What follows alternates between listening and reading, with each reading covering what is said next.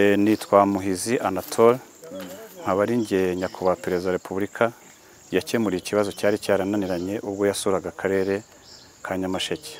Inzu yiguze nande? Inzu nayiguze n'uwo bita Rutagengwa Jarewo n'umugore we witwaga Nibigira Alphonsine. Ryari hehe? Mu 2015 itariki 16 z'ukwa karindwi nyigurira hano turi ahani mu mudugudu wa Nyagacaca, akagari kitwa Ruyenzi, umurenge ni Runda, akarere ni Kamonyi. Wayiguze mu buryo bwemewe n'amategeko? Nayiguze mu buryo bwemewe n'amategeko, nimuza kubikenera ibyangombwa byose nabizanye kuko mfite ibyangombwa byo mu butaka byakorewe imbere ya noteri mu by'ubutaka witwa Nitanga Felicien. Mfite ibyemezo by'ubutaka original nahawe nyine aho kwa noteri, uko n'ubundi ntiwajya kwa noteri utabifite, nkagira n'urupapuro rwa RDB ruvuga ko inzu itegeze ibingwate na rimwe. Ko hari amaperereza ndetse n'uburyo bwo gushaka gukemura iki kibazo bwakozwe, ukagaragaza ko inzu wayiguze n'umuntu wari ufite nyiritije n'ibindi bigo birimo nka Beneri, ufitanye ibibazo by'amafaranga ku buryo inzu ishobora kuba ari no mu ngwate. Ibyo bintu wari ubizi? Nibyo naherekanye ngusobanurira. Inzu yo ntabwo ari ingwate kuko nakubwiye ko uri bubone urupapuro rubisobanura rwa RDB, naho kuba yaragiranye ibibazo n'ibigo yakoragamo n'ibindi ibyo ntago nabimenya kuko ntago namenya ngo abanyarwanda bose ufite ikibazo aha cyangwa ahandi.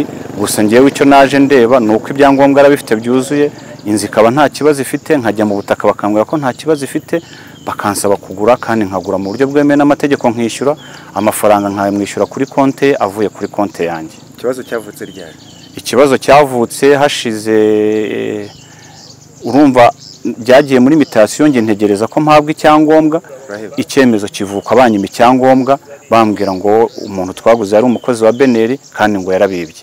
Mbabwira ko ngiye kuba yaribye Beneri, ariko inzu naguze ikaba nta kibazo ifite na kimwe, bitababuza kunkorera mutation. Kuva icyo gihe rero mpora mbisaba, bambwira ibi ejo bakambwira ibindi gutyo. Ariko rero ndumva mbere yuko ikibazo kijya kuri nyakubahwa Perezida wa Repubulika, ize nzego zari zikiza. Mbere yuko ikibazo kigera kuri nyakubahwa Perezida wa Repubulika, inzego zose zirakizi kuva ku kagari, akarere, ku ntara, urwego rw'umuvunyi rurakizi, yewe n'inteko ishinga amategeko yegeze gushyiraho komisiyo irazikurikirana ikibazo, nayibona akarengane, ariko nayo yanyijeje ko bizakemuka, nabwo ntabwo byakemutse. Igeze mujya mu rukiko kuburana n'uwo mwaguze? Bagiye kurega Rutagengwa Jarewo mu rukiko rw'ubucuruzi, bajyamo baregera gufatira iyi nzu naguze ngo bayiteze cyamunara. Mu byo baregeraga harimo no guteza inzu cyamunara. Maze kumva ko bagiye gutega bashaka guteza inzu cyamunara, ngoboka muri urwo rubanza. Urubanza rurangira urukiko rw'ubucuruzi rutegeretse Rutagengwa kwishyura, ariko ku kijyanye no guteza inzu cyamunara ndabatsinda. Ni urubanza rwabereye mu rukiko rw'ubucuruzi. Inzu yo ntabwo yigeze ivugwa gutezwa cyamunara mu rubanza twaburanye na Beneri, ukopi ndazifite nazo naza kuzibereka. Urubanza waburanyemo na Beneri wararutsinze cyane, kopi ndazifite ndi buzibereke. Ntabwo ari nge waburanye, baregaga Rutagengwa Jarewo ariko bakarega gufatira inzu no kuyiteza cyamunara. Noneho nge ngoboka mu rubanza kuko inzu yanjye bari bayizanye mu rubanza. Narabatsinze, mfite kopi ndi buzibereke kuko bategetse Rutagengwa kwishyura Beneri, ariko ku kijyanye no guteza inzu cyamunara ntabwo urukiko rwabihaye Beneri.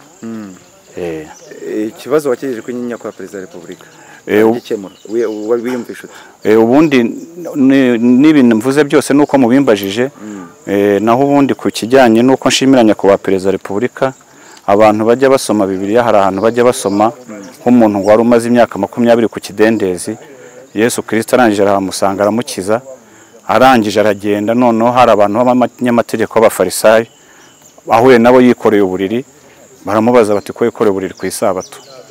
Arabasubiza tubankijije ni bavuze ngo uburiri mbwikorere. Nanjye rero ndashimira nyakubahwa Perezida wa Repubulika, ubundi nta n'icyo nge nakagombye kuvuga. Ndamushimira kuko yankijije.